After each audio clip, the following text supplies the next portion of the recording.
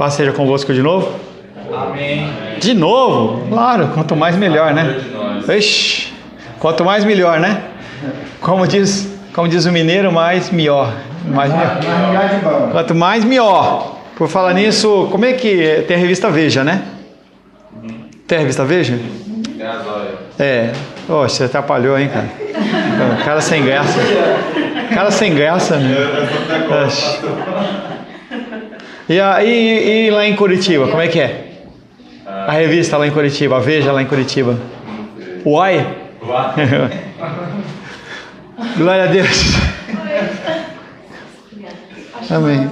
Amém? Amém, glória a Deus. Vamos finalizar hoje. O tema que ficou um pouco para trás, mas que a gente tem que retomar, que é o ser de Deus, seus atributos. Nós devemos finalizar hoje, com a graça de Deus, sobre o conhecimento de Deus. E nós estamos falando sobre atributos comunicáveis. Se é comunicável, é algo que faz parte de Deus, mas que Ele nos comunica, não que Ele fala conosco, mas sim que Ele transmite a nossas pessoas, ou através das nossas pessoas, essas características, no caso, conhecimento. Rapidamente, falamos que tem um conhecimento abrangente de Deus, em relação a tudo e todos. O conhecimento de Deus, não nosso, dele, é exaustivo ou pleno. Ele conhece todas as coisas de uma forma plena e total e completa, tá? O conhecimento dele é infinito, de presente, passado e futuro, dentro do nosso entendimento temporal. Falamos que o conhecimento dele, ele é simultâneo. O que quer dizer simultâneo? É um conhecimento que ele não espera que se desenrolem os fatos para saber o que vai acontecer, que nem eu contei uma piada, eu ia contar uma piada, aí o Nicolas entrou e contou, entendeu? Ele estragou a minha piada, eu não sabia que ele ia fazer isso, eu não ia contar, claro. Mas no caso de Deus, ele sabe a coisa antes da coisa acontecer. Deus já sabia que Nicolas ia ser sem graça, entendeu? Ia atrapalhar a minha piada, entendeu? E perdoa ele, né? Claro. O conhecimento de Deus é livre, porque não é atrelado a nada. Então, por exemplo, nós trabalhamos Abacuque no primeiro período. Alguns conhecimentos que eu trouxe você não conhecia, então o conhecimento de vocês acaba sendo atrelado ao seu estudo, ao que você ouve, a uma série de coisas. No caso de Deus, ele é livre de qualquer coisa, não é atrelado a nada. Deus, ele conhece a si próprio de uma maneira plena também, algo que nós não conhecemos, mas apenas na medida que ele se revela a nós. Tá? Nós só conhecemos a Deus na medida que Ele se revela a nós, em especial através das Escrituras. Eu estou fazendo uma revisão de 5, 6 semanas, tá? Por isso que eu estou passando bem rapidinho. Deus conhece todos os motivos pelas quais nós fazemos as coisas. Ai, pastor, eu fiz isso porque eu sou uma pessoa muito boa. E aí Deus, ele já sabe qual que é a ponta solta que está, entendendo? A bondade. Qual que é o grau de bondade que você tem. Ele sabe de todas as coisas. Ele conhece todos os motivos imaginados. Ele conhece as ações escondidas. O que acontece de uma forma escondida. Quando... Qual foi o rei que falou? Rei Davi. Quando Davi ele adulterou com Batseba, ele recebe a profecia de Natã. O que você fez de forma escondida, as pessoas vão fazer com você de forma aberta. E aconteceu com o filho dele. O filho dele, quando usurpou Absalão, quando usurpa o trono dele, uma das primeiras coisas que ele faz, ou espírito de porco, né? Foi querer ter relação sexual com as esposas do pai. Foi lá. E aí todo mundo ficou sabendo. Foi de uma forma aberta. Deus conhece as coisas que poderiam ter acontecido. Por exemplo, se Nicolas não tivesse sido sem graça e entrasse na minha piada, talvez as pessoas tivessem rido, entendeu? Ele conhece. Riram depois, né? Mas é porque, como eu tenho essa vertente assim, meio stand-up, entendeu? Então eu dei uma séria patolada, né? Na verdade, eu não imaginava que você estava porque você era muito sério. Né? Eu sou muito sério. É que você está faltando muito a dominical. Schlapp, hein? Não pode perder, né, Gabriel? A gente está perdendo muito a dominical. Podia ter ficado sem essa. Podia. Deus conhece as coisas que poderiam ter acontecido. Tá? Nós esperamos que as coisas desenrolem para saber. Se eu não tivesse feito tal coisa, o que teria acontecido? Aí a gente nunca vai saber, mas Deus, ele sabe. O alcance de conhecimento de Deus é total e completo, nós já falamos. Ele tem conhecimento dos assuntos passados, porque Deus... Eu vi uma frase interessante ontem não, na sexta eu estava dando aula, e aí, se eu falar para você que Deus não existe, Deus existe? Não, Ele é diferente. O contexto de existência é alguém que tem começo, meio e fim. Deus, Ele não existe, Ele é. É por isso que ele fala, eu sou o grande eu sou. É interessante quando Moisés diz, olha, para quem que vai, o que eu vou dizer que tá falando para mim pilotar o povo aqui na saída? Fala que o eu sou. Estranho, né? O eu sou. Não é alguém que é passível de mudança, entendeu? Mas como ele interage com seres como nós, que vivemos no passado, ele tem conhecimento das coisas passadas, das nossas ações passadas, do que nós fizemos, do que nós deixamos de fazer. Ele também conhece as coisas presentes. Se ele conhecia o passado, ele também conhece o presente. Não há criatura que não esteja manifesta na sua presença. Deus conhece a ação de todas as criaturas. E Deus conhece o pensamento de todas as criaturas, em especial seres humanos. Um animal não tem pensamento, mas o ser humano tem. Pensar de raciocinar, tá? O ser humano, ele é o único que raciocina, tá? A interação do animal é uma interação intuitiva com situações. E não que ela vai falar assim, olha, é o que a gente já trabalhou um tempo atrás. O cachorrinho, ele não fala assim, olha, hoje eu vou lá na casa dos reis, porque lá, na quarta-feira, ela come bisteca. E aí quando sobe a bisteca, aí vai ter um ossinho lá no lixo, então eu vou lá e como. Ele não faz isso. Ele vai andando intuitivamente, pode sentir o cheiro da coisa, mas ele não pensa, não raciocina e nem programa nada. Deus conhece o pensamento das criaturas. Começando a aula de hoje, para a gente finalizar o conhecimento de Deus. Deus conhece as motivações de todas as criaturas, sejam bons, sejam maus. Gênesis, capítulo 6, verso 5. No quê? No Gênesis? Isso é profético, hein? Gênesis 6, 5. Então leia aí, vai. Você lê na sua versão teológica, depois eu leio na versão popular. Só o 5? Gênesis capítulo 6, verso 5, apenas o 5. O Senhor viu que a maldade do homem se multiplicava na terra. O dia todo seu coração não fazia outra coisa senão conceber o mal. Na minha versão, viu o Senhor que a maldade do homem se havia multiplicado na terra, e que era continuamente mal todo o desígnio do seu coração. Entenda que esse viu não é um viu de surpresa, mas um viu de contemplação. Deus, ele contemplou a ação do homem. Contemplou o Senhor a maldade do homem, que a maldade do homem havia se multiplicado na terra. Apenas uma constatação de algo que ele já sabia. E que era continuamente mal todo o desígnio no seu coração. Ou seja, tudo que o homem fazia, tudo que o homem intentava fazer, era mal. Motivação má. E isso acontece também na sua vida. Isso acontece também na minha vida. As nossas motivações, elas sempre são más. Sempre tem como objetivo nós mesmos. Salmos 33. Leio, não tem problema, é que eu separei só esse. Verso 6. Então, eu já expliquei, você vai entrar no arrependeu, né? Eu já expliquei isso aí. Então se arrependeu o Senhor de ter feito o homem na terra, e isso lhe pesou no coração. Arrependimento não é arrependimento humano, que é um arrependimento de eu fiz, errei, eu me arrependi de ter feito isso. Não. O arrependimento dele é de pesar no coração. É uma outra forma de expressar o que está no final, tristeza. Então, por exemplo, tem muitas coisas que eu falo para vocês e eu espero que vocês ajam de uma forma e vocês não agem. Vou dar um exemplo, não é no sentido de exaltar, mas de constatação. Toda semana eu falo para vocês, traga alimento, traga alimento, traga alimento. Porque toda semana, se você não sabe, as pessoas precisam de comer, e aí você vem, e você não traz absolutamente nada, mas sempre tem alguém que vem e traz. Hoje veio uma pessoa e colocou lá. Eu olhei e falei assim, a pessoa entendeu que do mesmo jeito que ela precisa se alimentar, os outros precisam se alimentar também, tá? Muito legal você descer lá embaixo é bom, né? Descer no piso inferior, tá? Ir lá comer o quibezinho, né, do evento de mulheres ontem, tomar o chazinho, o cafezinho, barriguinha ficou cheia, ficou satisfeita, né? Mas lá na favela tem gente passando fome, não tem o quibezinho, não tem coisa nenhuma, tá?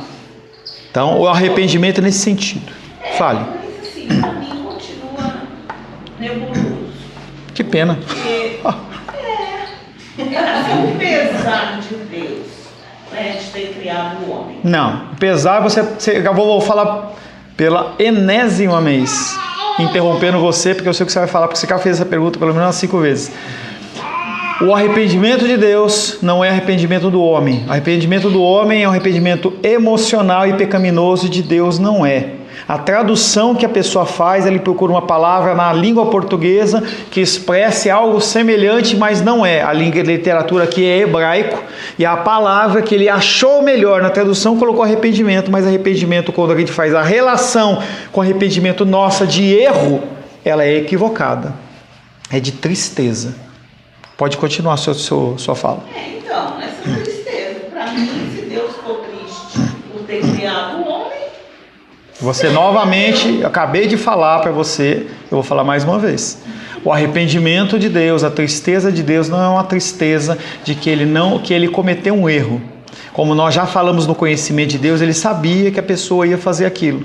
Quantas vezes Edilene, sendo humana, ela sabe que as pessoas elas vão reagir de uma maneira errada, e você faz a coisa de uma forma correta e as pessoas reagem errado e você fica triste. Então, mas quer dizer que você se arrependeu de ter feito? Não, porque você faz de novo.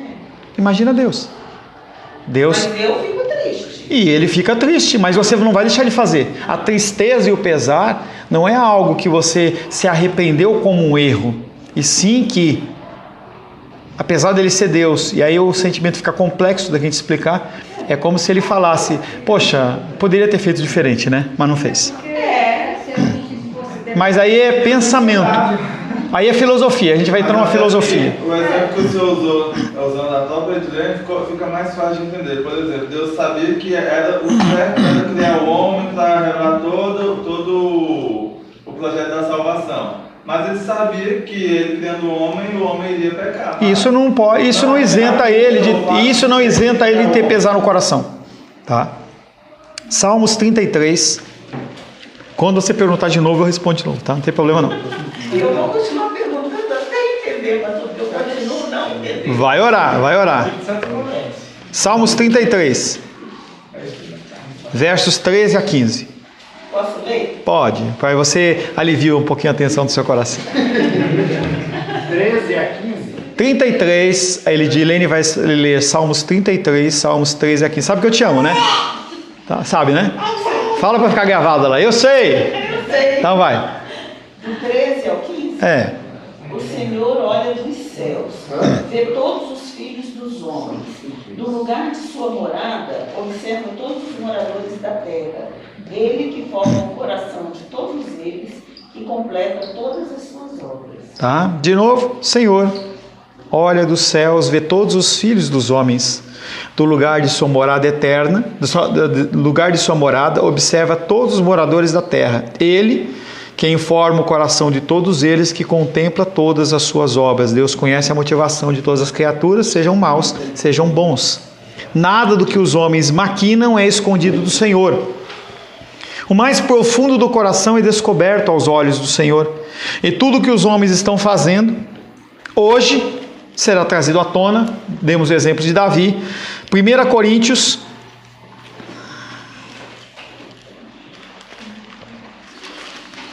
Mateus, Marcos, Lucas, João, Atos, Romanos, Coríntios. 1 Coríntios, capítulo 4, verso 5. O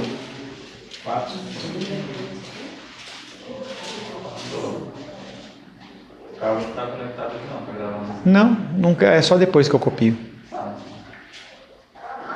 Portanto, nada julgueis antes do tempo, até que venha o Senhor, o qual não somente trará à plena luz as coisas ocultas, das trevas, mas também manifestará os desígnios dos corações.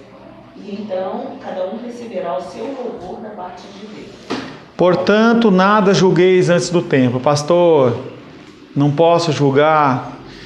Não pode julgar com leviandade. Você vai julgar com leviandade? Vai. Vai ter julgamento? Vai. Portanto, ele está falando uma situação ideal. Não devemos julgar antes do tempo, fazer um julgamento leviano antes do tempo. Pelo contrário, nós temos que fazer com o máximo de elementos e conhecimentos possíveis para que aí nós possamos executar o nosso juízo. Mas mesmo o nosso juízo será trazido à plena luz as coisas ocultas, mas também manifestará os desígnios do coração. Por que você está executando esse juízo? O seu juízo é um juízo para ajudar, ou é um juízo para puxar alguma coisa para o seu lado, a sardinha para o seu lado, ou você simplesmente está fazendo de uma forma maligna? E isso vai ser trazido no fim dos tempos pelo Senhor. No final, Deus apenas tornará manifestos os desígnios. Naquele dia, o dia do juízo, Ele vai falar: lembra aquilo, como que você fez, assim, assim, assado, tal. O motivo foi esse. E aí vai ficar claro ao seu coração que você agiu desta forma. Deus ele vai colocar na sua mente, a mente dele, lógico, dentro de uma condição menor, e você vai conseguir entender o juízo de Deus. Quer dizer que eu fiz aquilo com aquela motivação? Sim, eu fiz com aquela motivação. Vai ser um momento de muita tristeza e vergonha. Qual vai ser a logística disso, pastor Paulo? Todos vão passar pelo juízo? Vão. Vai ter cada um uma salinha? Não. Não, mas eu não sei como que vai ser isso. Todos os seres humanos, de Adão até o último, vão estar na presença do Senhor e vai ter a sua vida passada do pente. Poxa, mas eu vivi, eu estou com 51 anos. 51 anos de ações e pensamentos. Pois é, mas não tem tempo. Entendeu? Deus não tem tempo. Então vai ser passado. Como vai ser? Se vai ser DVD, as pessoas falam, né? Não sei. Mas nós vamos passar uma vergonhinha, mais ou menos, tá? Vai ser público. Quem vai estar observando vão ser as pessoas, todos que ouviram. Não consigo imaginar, nossa mente não consegue imaginar, porque nós estamos entrando num plano divino, tá? Em que todo mundo vai estar lá. É como o texto lá da Bíblia que fala que quando Cristo vier buscar a sua igreja, todo olho verá e todo ouvido ouvirá. Então vai ser alguma coisa sobrenatural. Não sei te explicar como vai ser essa mídia, tá? Mas as pessoas vão observar, os anjos vão estar lá, o anjo vai estar olhando para você fazer assim, entendeu? Tá? Mas vai estar, se você foi salvo, vai estar liberado. Agora, que eu brinco com os alunos, né? Se você entrar e na hora que você aparecer aquela válvula hídrica aqui assim, você já começa a chorar, porque se ele apertar a válvula hídrica, entendeu? Você, chum, vai direto. E não é com água não, né? Fale, Nicolas. Pastor, em relação a essa questão do público, tem alguma afirmação sobre... Porque uma vez eu ouvi falar que quando a gente estiver no céu, por exemplo, eu não vou reconhecer o senhor não vai reconhecer o senhor. Errado, está errado. Todos vai ser a mesma memória que tem aqui na Terra? Entenda que eu dei isso em escatologia, tá? De uma maneira muito superficial. Nós não vamos entrar nesse mérito, tá? Bem isso mesmo, tá? Nós devemos todos ter uma idade, ter um princípio teológico, tá? Quem? Fugiu, Gabriel? Por quê? Eu estou gripado. Ah, tá. Esse é um princípio teológico, tá? Só vai ter, não tem nada escrito literal na Bíblia, mas o entendimento é que todo mundo vai ter uma idade de 30 anos de idade. Tanto Helena, se hoje Jesus gritou, tá? Bum! Helena com 30 anos de idade, todo mundo com 30 anos de idade, tá? Não tem misericórdia, entendeu? Ó, todo mundo com a mesma idade, tá? Todo mundo vai se reconhecer. Eu vou saber, eu vou conhecer a dos reis, vou conhecer o Nicolas vai me conhecer. Nós não vamos ter corpos com dor na artrite, artrose, nem nada. Vai estar zerado. O irmão André ele vai poder dar brada de glória, entendeu? Vai poder levantar a mão, entendeu? Nós vamos nos conhecer, só que não vai ter o relacionamento que nós temos hoje. Então, por exemplo, no céu eu vou encontrar a Rosângela, mas ela vai ser minha esposa, que é o que se não me engano, são os saduceus que perguntam para Cristo, morreu um, morreu dois, morreu três, quem que vai ficar com a esposa? Aí ele falou assim, lá não se casam e não se dão em casamento, mas a gente conhece. Senão não tem sentido. Para que Deus estabeleceu um relacionamento humano aqui, para você ficar lá assim, ó. Apagar a memória. Entendeu? No final, Deus apenas tornará, Deus apenas tornará manifestos os seus desígnios, mas Ele já conhece todas as motivações que são segredo aos seres humanos. O que os seres humanos ignoram uns dos outros, todos haverão no final de saber os desígnios do coração, porque Deus os fará vir à plena luz. Quando você vai lá no aconselhamento e você não fala o que você tem que falar, você esconde aquela mazela sua, ou quando você dá um cano, esse tipo de coisa. Ai, pastor, hoje não dá para ir, entendeu? Porque eu estou aqui e tal, ajudando a irmã aqui, não está nada, está lá vendo a sessão da tarde. Tá? Misericórdia. Conhecimento de assuntos futuros. É bom você dar risada hoje, porque no dia você vai chorar, tá? Eu também. Ao estudarmos sobre a onisciência de Deus, não podemos nos esquecer do conhecimento antecipado que Deus tem das ações livres dos homens, que são as ações futuras. O tempo não é impedimento para o conhecimento de Deus. A noção temporal não faz parte da natureza de Deus, porque Ele é anterior ao tempo. Deus, Ele é anterior que houvesse qualquer unidade de tempo. Ele está, para quem já fez discipulado comigo, Ele está numa linha superior em que nós estamos caminhando aqui no presente, passado e futuro, e Deus Ele está acima. Para Ele é a mesma coisa, não tem diferença. Pastor, como é que entende isso? Não entende, não tem como entender. Não tem como entender, porque é uma coisa que nós não temos referência como seres humanos. A noção temporal não faz parte da natureza de Deus, porque Ele é anterior ao tempo, está acima do tempo e fora dele. Ele não é medido pelas unidades de tempo, Ele é eterno. Mas não podemos deixar de falar do conhecimento que Deus tem das coisas futuras, porque estamos tratando das relações de Deus conosco, e somos seres finitos e temporais. Houve um tempo quando nada existia. Nada o quê? Matéria. Deus, Ele sempre existiu, porque Ele não existe, Ele é. Não obstante nenhum deles existir, Deus a todos já conhecia, porque faziam parte do seu eterno propósito. É outra coisa que a nossa mente nunca vai entender. Como que de eternidades atrás ele já conhecia que o Felipe era o que ele é, o Gabriel é como ele é, e cada um é como ele é e agir como ele age. É um conhecimento que a nossa mente não consegue entender, mas é o conhecimento de Deus, a abrangência do conhecimento de Deus. Vejo a Heleninha aí, a gente lembra dela ainda na barriga da mamãe, fazendo um aconselhamento dos dois lá, os dois capialzinhos aí, entendeu? E a gente imaginava, será que a Helena vai ser assim, vai ser assado, tal, aí ela nasceu, tal, mas Deus já conhecia como é que ia ser, entendeu? As coisas. A presciência divina, você não era, né? A presciência divina é evidenciada nas profecias. Não temos tempo, tá, para a gente ler. Tem vários textos bíblicos que Deus fala sobre o conhecimento prévio dele, das ações que vão acontecer. Como, por exemplo, uma citação que eu fiz para vocês de Moisés, em que Deus fala para Moisés: haverá um tempo em que o povo não vai querer ficar comigo, vai querer um rei, tá? Quando vai lá para Abraão e fala assim: olha, o meu povo vai ficar preso 400 anos e depois ele vai ser libertado e vai sair com grandes posses. Ele já vai profetizando de coisas que iriam acontecer. A profecia divina, a presciência divina é produto do seu decreto, mas é porque ele determinou. Quando nós damos um comando, que nem eu cheguei para minha filha, estou nesse hospital, e eu falo para ela assim: lê a palavra, lê a palavra, lê a palavra, lê a palavra. Fala ontem, e aí, leu? Não, papai, não li na sexta, no sábado, não li. Entendeu? Eu não sabia que ela não tinha lido. Deus decreta, Ele sabe o que vai acontecer e como vai ser o desdobrar das coisas. Se algo pudesse acontecer sem a ação de Deus ou sua permissão, Ele não seria Deus. Se algo pudesse acontecer fora do conhecimento, do domínio de Deus, Ele não seria Deus. A coisa mais aberração, Deus sabe. Por que não impediu? Estava dentro do decreto dele, do propósito. Não queira julgar as situações com a sua mente, porque se você não consegue julgar nem o seu coração, imagina se você vai conseguir julgar o coração de Deus. Por que Deus permitiu que fulano de tal fosse assassinado assim, assado, blá, blá? Não tenho a mínima ideia. Não tenho a mínima ideia. Sexta-feira estava dando aula, um aluno perguntou assim: mas pastor, mas por que todo mundo não faz isso? Eu falei: meu irmão, não tenho a mínima ideia. Como é que eu vou saber por que os pastores não vivem segundo as escrituras? Não vivem porque não vivem. Porque é gente. E aluno não é gente, né? Sabe que aluno, vocês não são gente. Aluno não é gente. Esse conselho, Tava com saudade de ouvir sua voz. Não ouvi nada no primeiro período. Oxe. Sabe que ela trabalhava comigo?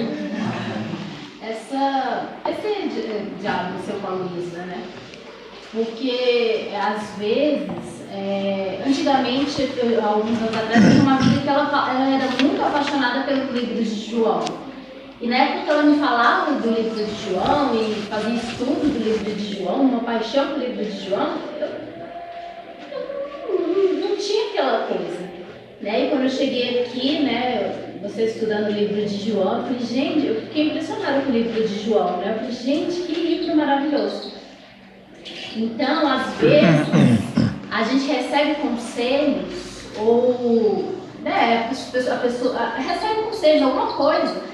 Naquele momento da nossa vida, os nossos olhos estão fechados. A gente não percebe as coisas. Então, assim, aí tem um momento que Deus abre, né, assim, o entendimento. Né? Às vezes até coisas na vida mesmo, você recebeu um conselho e você na hora não deu importância ou dureza do coração. Depois, mais na frente, você vive aquilo que você... Aquele conselho que a pessoa deu e você não prestou atenção, você acaba vivendo aquilo que a pessoa tinha te avisado. E isso é para aqueles que são filhos e filhas. Estou falando em princípios bíblicos. Entenda que livro de João e livro de Romanos são 2 livros que você tem que ler com profundidade até o fim da sua vida. Tá? São livros extremamente importantes, não que os outros não sejam, mas se Deus assim o permitir, depois que a gente finalizar João, a gente vai entrar em Romanos. Aí vai demorar mais um tempão. É muito princípio, é muita explicação de conhecimento para a gente poder alinhar a nossa vida segundo a vontade de Deus. Mas mesmo esse exemplo que a Menisa deu, como qualquer outro, Deus, ele decreta que a coisa aconteça. E a coisa acontece conforme a vontade dele. O conhecimento antecipado das ações não são meras adivinhações. Esse conhecimento que Deus tem do nosso futuro é algo inseparavelmente ligado ao seu propósito. Porque Deus ele poderia simplesmente conhecer o passado, o presente e o futuro simplesmente porque ele está acima. E aí ele olha e fala assim, eu sei que o André vai me aceitar porque vai acontecer tal coisa, fulano vai ficar doente, não sei o que e tal, então as circunstâncias da vida levou ele para a igreja e ele acabou aceitando. Aí Deus ele não continuaria, ele não seria Deus. Ele está só observando as coisas. Isso é uma linha teológica em que Deus criou o mundo e empurra e fala, se vira. Que nem aquele filme de águia, né? Que o bebezinho águia está lá, tira fora do ninho, se vira. Aí a hora que o bebezinho vai se estourar lá embaixo, ele vai e ele pega. A visão é, Deus criou o mundo e ele controla tudo. Tudo está debaixo das mãos dele. Situações que você não concorda, que você acha errado, que são prejudiciais, que são más, tal, tudo debaixo do controle de Deus. Como orquestrar isso? Não tem como. A nossa mente não tem capacidade para isso. Nós temos que simplesmente entender e crer que, segundo as Escrituras, é assim que é. Deus mesmo designou tudo o que havia de ser, e tudo o que designou certamente acontecerá. Daniel capítulo 4, verso 35, por favor.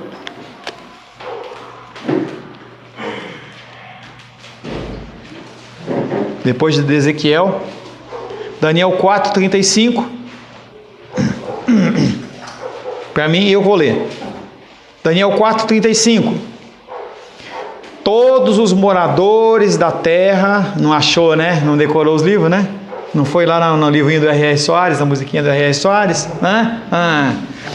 Todos os moradores da terra. Quem disse, quem achou, diga amém. Quem não diz amém, Todos os moradores da terra são por ele reputados em nada. Ai Deus, eu estou em depressão agora.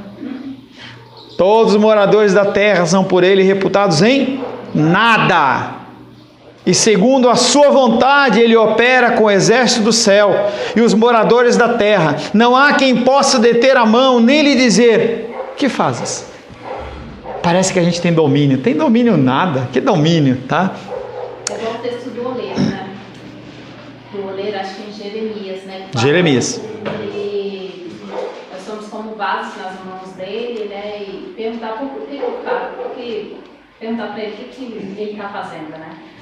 Deus sabe de todas as ações antecipadamente, simplesmente porque ele as determinou. Nada do que acontece no mundo é por acaso, tudo que Deus decretou é infalivelmente certo, porque nele não há qualquer sombra ou variação de mudança, nós já vimos em imutabilidade. O conhecimento de Deus não provém de acontecimentos futuros, mas eles acontecerão por ordenação de Deus. Para Deus não existe a ideia de futuro porque Ele conhece todas as realidades simultaneamente. Deus não conhece um fato primeiro e então outro. Na mente da criatura há uma sucessão, que é aquilo que a gente falou. Primeiro você estuda beabá, para depois você começar a formar as palavras. Deus não. Aplicação, para finalizarmos. O conhecimento de Deus deveria fazer os homens tremerem. Essas coisinhas que nós estamos falando tinha que gerar temor no seu coração.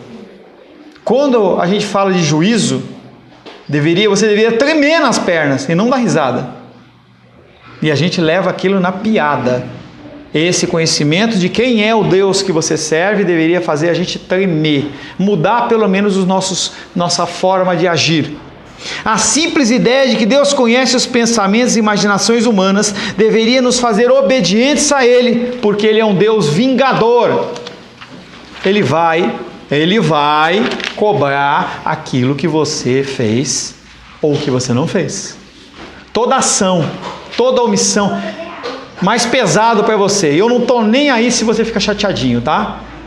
Quando você estiver na presença de Deus, Ele vai olhar para você e falar assim: fulano, você não ajudou a alimentar pessoas naquele dia, na qual eu me incluo. Pergunta, eu trouxe? Eu também não trouxe. Eu não falo para você, estou falando para mim. Deus vai falar assim: por que você não fez isso? O conhecimento que Deus possui deveria nos encher aos cristãos de espanto e admiração. Mesmo assim, Deus me quer junto com Ele, conhecendo. Hoje, quando você trata com aconselhamento bíblico de casais, ou você tenta fazer alguma mediação, a nossa irmã Shirley, ela faz mediação de conflitos, e aí o que acontece é que a gente tenta de alguma maneira conciliar, mas imagina que seja eu, seja ela, qualquer um dos dois, conhecesse todos os fatos de uma forma real e documentado, e chega para a mulher e fala assim, ou para o cara, fala assim: olha, ele está falando que ele fez isso, não, ele fez isso, e mais isso, e mais isso, e mais isso, mais aquilo outro, ele pensou tal, mas você tem que amar ele. É isso que Deus faz. Ele sabe de todos os nossos pensamentos, todas as nossas ações, e mesmo assim, Ele te ama. Nós deveríamos ficar espantados e admirados com isso. Quão ilimitadamente superior Ele é, mais sábio do que os homens. Nenhum de nós sabe o que acontecerá amanhã, mas o nosso futuro todo está patente aos olhos de Deus. 10 dias atrás, eu compartilhei isso com algumas pessoas, mas cabe bem aqui, tá? Há uns 10, 15 dias atrás, meu cunhado, ele trabalha com fábrica de couro, e ele vende aquelas jaquetas de couro bonitona da Fórum, M-Officer, e aí ele falou assim: olha, o gestor aqui da empresa, eu vou estar demitindo ele, eu queria que você trabalhasse comigo. Saláriozinho de 20 mil. Nem coçou? Nem coçou? E eu falei para ele assim: olha, eu vou pensar tal. Ele não vai entender a área espiritual da coisa, entendeu? Mas como que entender essas coisas que Deus coloca no nosso coração? Como entender? Como explicar para uma pessoa que alguém está oferecendo um salário para você de 20 mil e eu ganho 3.900 e eu prefiro ficar aqui com vocês? Amém. Não é natural, tá? É algo que vem de Deus, tá? Nenhum de nós sabe o que acontecerá amanhã. Eu não sei o que vai acontecer amanhã, mas eu sei uma coisa: eu sei que o meu Deus não vai deixar faltar o alimento para mim. Ele não vai deixar faltar a provisão, a moradia e todas as coisas. Independente da tua fidelidade ou a sua infidelidade, independente da gente falar sobre dízimos e ofertas e você entrar no ouvido e sair pelo outro, o meu suporte é no Senhor, e também o seu é no Senhor. Então a titia hoje está lá no hospital, e se não for o Senhor utilizar a minha vida e a Rosângela, vou falar uma coisa para vocês, que eu não quero que vocês tomem para o pessoal não, mas eu como pastor eu tenho que usar essa ilustração como algo para vocês. Eu postei no grupo da igreja lá: alguém pode nos ajudar Um período, um horário? Irmã Lourdes mandou uma mensagem para mim assim ontem. Pastor Paulo, fiquei extremamente triste, porque ninguém falou nada. Eu não vi uma vida nem ligar, nem visitar. Isso chama-se falta de misericórdia, falta de amor, em que todo mundo tem o seu trabalho, todo mundo tem o seu projeto, todo mundo tem as suas ocupações, mas é falta de amor ao próximo. E quando ela chegar aqui de volta, que Deus vai restaurar, não seja hipócrita de ir lá dar um beijinho e dizer que ama, porque quando poderia ter demonstrado amor, não fez. Tá? Não estou falando com dodói no coração, meu coração está muito tranquilo. Falei para a Rosane, muito tranquilo, muito tranquilo. Mas eu acho que a gente tem que começar a viver o cristianismo e parar de pensar nas coisas que são referentes a mim, a eu, é eu. Porque um dia, eu vi ela conversando com uma médica, uma enfermeira lá. Todos nós, algum dia, vamos precisar de alguém. E a gente tem que entender que nesse dia você vai gritar, vai espernear, entendeu? Mas o que você fez nas suas oportunidades? Não estou falando para você amanhã ligar, nem para você passar agora à tarde, nada disso. Estou falando que você tem que mudar a sua consciência. Para de olhar um pouco para a sua vida e comece a agir de misericórdia com a vida das pessoas. Nenhum de nós sabe o que sucederá amanhã, mas o nosso futuro está patente aos olhos de Deus. Tudo está descoberto aos seus olhos. Por isso é que esse conhecimento é maravilhoso demais para mim. E isso nos devia fazer admirá-lo e adorá-lo. Nós temos que entender que este Deus olha para mim e para você dentro de uma visão exaustiva em que Ele olha o teu coração lá no profundo. E mesmo assim, Ele te aceita como você é. Não é para você ficar como você é, mas Ele diz, sim, eu quero você do jeito que você é. Amém, queridos? Semana que vem, se Deus assim o permitir, nós vamos começar a falar sobre sabedoria de Deus. Sabedoria de Deus. Senhor, em nome de Jesus, queremos louvar, adorar e bendizer o Teu nome, pelo Teu amor e a Tua graça. Tu és um Deus tremendo, um Deus que conhece todas as coisas, um Deus capaz de fazer infinitamente mais do que pedimos, pensamos ou imaginamos. E acima das nossas limitações, Tu és Deus. Acima, Pai, das nossas predisposições, dos nossos pressupostos, Tu és Deus. Que nós possamos conhecer-Te mais através do estudo da Palavra. E não apenas Te conhecer, mas colocar em prática, Pai, a ação do amor, a ação da misericórdia.